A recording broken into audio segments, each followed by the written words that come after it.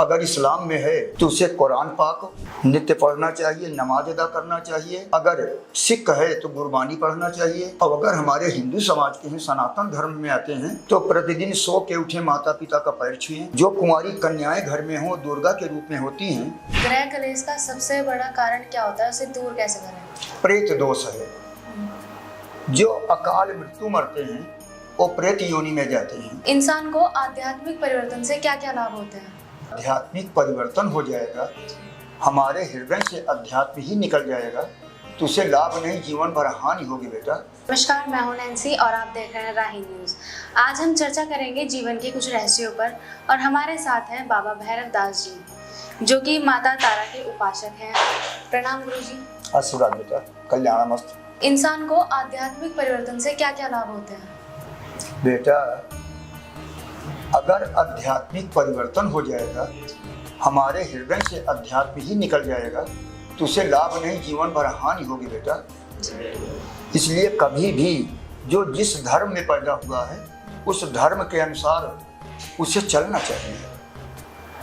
अगर इस्लाम में है तो उसे कुरान पाक नित्य पढ़ना चाहिए, नमाज अदा करना चाहिए। अगर सिख है तो गुरबानी पढ़ना चाहिए।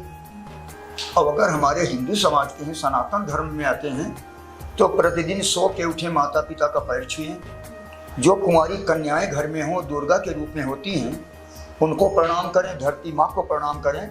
इसके बाद अन्य कोई कार्य करें। स्नान ध्यान के बाद जब पिताजी या माताजी पूजन करें, उनके साथ बैठकर प्रेम से पूजन में सम्मिलित हों। जब उनके अंदर अध्यात्म जागेगा तो मन का विकार दूर होगा, प्रभु की कृपा होगी और वो दिन पर दिन आगे बढ़ेंगे। ये बहुत जरूरी है युवा पीढ़ी के लिए, तो भटकेगा कहाँ। ग्रह कलेश का सबसे बड़ा कारण क्या होता है, उसे दूर कैसे करें? देखो बेटा, ग्रह क्लेश के 3 कारण हैं। पहला कारण पितृदोष। अगर हम श्राद्ध नहीं करते हैं अपने पितरों का, उन्हें पिंडदान नहीं करते हैं, तो दोष नहीं होता बल्कि क्रोधित होते हैं। इसलिए प्रत्येक पुत्र को अपने पिता, बाबा या अन्य पूर्वजों की श्राद्ध करना चाहिए, जिससे कभी भी पितृ नाराज न हो। दूसरा प्रेत दोष है।